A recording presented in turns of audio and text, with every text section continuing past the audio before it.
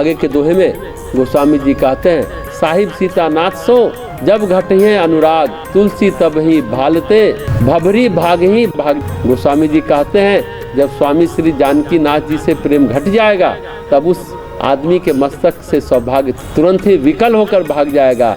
अर्थात जो मनुष्य भगवान श्री राम से विमुख हो जाता है ना, उसका सारा सुख सौभाग्य नष्ट हो जाता है। सच कहे, ईश्वर के विमुख होने पर सौभाग्य भी दुर्भाग्य ही है, सौभाग्य भी दुर्भाग्य है। इस बात को जितना जल्दी समझ में आ जाए जीवन संभल जाए। आगे तुलसीदास जी कहते हैं, करिहो कौशल नाथ तजी जब ही दूसरी आस, जहाँ तहाँ दुख पाई हो तब ही तुलसीदास। गोस्वामी जी कहते हैं, कौशल पति श्री राम जी को छोड़कर जब दूसरी आशा करोगे तभी जहाँ तहाँ दुख ही पाओगे।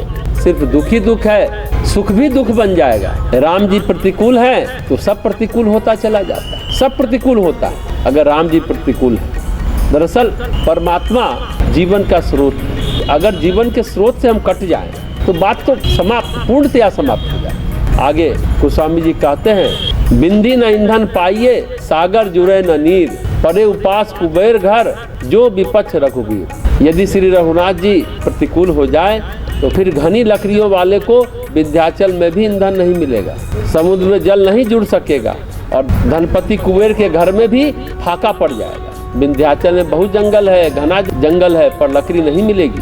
प्रभु प्रतिकूल हो तो सब प्रतिकूल और प्रभु अनुकूल तो सब अनुकूल। गोस्वामी जी अगले दोहे में कहते हैं, वर्षा को गोबर भयो को चाहे को करे प्रीत, तुलसी तू अनुभवई अब राम विमुख की रीति। गोस्वामी जी कहते हैं, तू अब श्री राम जी से विमुख मनुष्य की गति का तो अनुभव कर। वह बरसात का गोबर हो जाता है जो न लिपने के काम आता है न पाथने के, अर्थात निकम्मा हो जाता है। उसे कौन चाहेगा और कौन उससे प्रेम करेगा। वैसे गोबर से न कंडा बना सकते हैं और न जमीन लिप सकते हैं, यानी कि व्यर्थ और निरर्थक।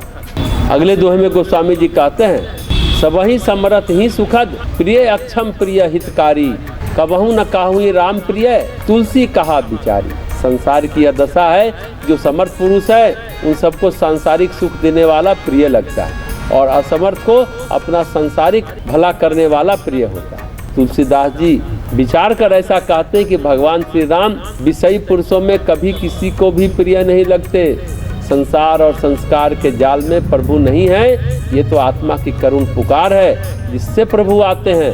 संसार और संस्कार चलते हैं राग और द्वेष से, अपने और पराये से, अच्छे और बुरे से, पर अध्यात्म में कोई अच्छा या बुरा नहीं होता, सब कर्म नष्ट करने के साधन होते। गोस्वामी जी आगे कहते हैं, तुलसी उद्यम कर्म युग जब यही राम सुदीठी, कोई सफल सिय ताहि सब सन्मुख प्रभु तन पीठी। तुलसीदास जी कहते हैं, जब जिस पर श्री राम जी की सुदृष्टि होती है तब उसके सब उद्यम यानी क्रियमान और कर्म यानी प्रारब्ध दोनों सफल हो जाते हैं और वह शरीर की ममता छोड़कर प्रभु के सम्मुख हो जाता है। उद्यम जो आज कर रहे हैं, आज का कर्म और प्रारब्ध जो पीछे का है, जिसे प्रारब्ध कर्म कहते हैं, प्रारब्ध का विष क्षीण हो जाता है और उद्यम अमृत रस से सन जाता है। यानी कि भोजन बनाते हैं, दाल बनी, दाल में अरहर है, पानी है, पर उसमें जो हल्दी है, नमक है, तड़का है, हींग का, यही भक्ति रस है। फिर दाल का स्वाद बदल जाता है।